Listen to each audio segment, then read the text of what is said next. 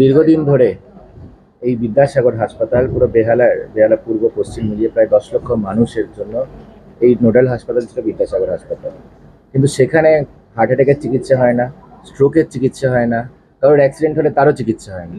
এখানে মানুষ আসলে আধ ঘন্টার মধ্যে তাকে রেফার করে কাউকে বাঙুর পাঠানো হচ্ছে, কাউকে ন্যাশনাল মেডিকেল কলেজ, কাউকে এসএসকেএম পাঠানো হচ্ছে। সেখানে ঘন্টার পর ঘন্টা দেখেছি স্ট্রেচারে অপেক্ষা করছে মানুষ, কিন্তু বেড পাচ্ছে না, এই একটা পরিস্থিতি।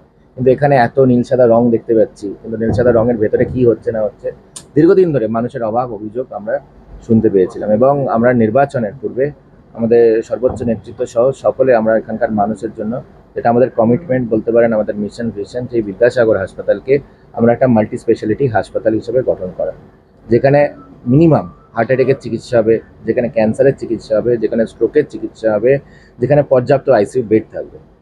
এখানকার মানুষকে, যাতে বেহালার মানুষ, এখানে বেহালার মানুষ শুধু নয়, ওদিকে ধরুন বিষ্ণুপুরের যারা মানুষ, আমতলার দিকে যারা থাকেন, মহেশতলার যারা থাকেন, বজবজ থেকে, তারা অনেক একটা সংখ্যার যে মানুষ, তারাও এখানেই বিদ্যাসাগর হাসপাতালে আছে, কিন্তু কারো তারা ট্রিটমেন্ট পায় না। এবং তারপরে এখান থেকে বাধ্য হয়ে তারপরে গিয়ে এসএসকেএমে লোডটা বেড়ে যায়, এবং সেখানেও ওখানে বেড পাচ্ছে না, এই হয়রানি হচ্ছে। কিন্তু এই রেফার রোগ থেকে আমাদেরকে এই বিদ্যাসাগর হাসপাতালকে মুক্ত করতে হবে।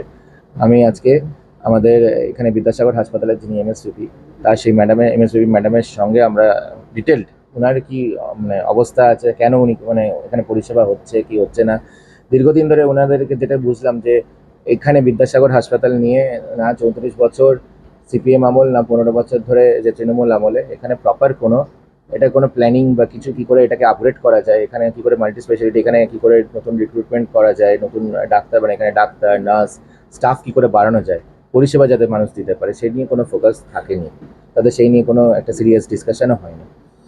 এবং সেজন্য আমাদের এখানে ফার্স্ট প্রায়োরিটি হলো যে পশ্চিমবঙ্গের মানুষেরা, সমগ্র পশ্চিমবঙ্গ জুড়েই কিন্তু আমাদের সম্মানীয় মুখ্যমন্ত্রী মাননীয় শ্রী শুভেন্দু অধিকারী মহাশয় বারবার করে স্বাস্থ্য এবং শিক্ষাকে অগ্রাধিকার দিয়েছেন, যাতে আমাদের কোনো পশ্চিমবঙ্গবাসী চিকিৎসার অভাবে কারোর প্রাণ না হারাতে হয়। তাই বিদ্যাসাগর হাসপাতালকে আমরা কী করে মাল্টি স্পেশালিটি হাসপাতাল করতে পারি। এখানে অদ্ভুত লাগলো যে 1991-এর নিয়ম অনুযায়ী, মানে তখন আমাদের কি পপুলেশন ছিল আপনিও জানেন, মানে 1991-এর যে নিয়ম আছে সেই নিয়ম অনুযায়ী এখানে নাকি স্টাফ দিচ্ছে।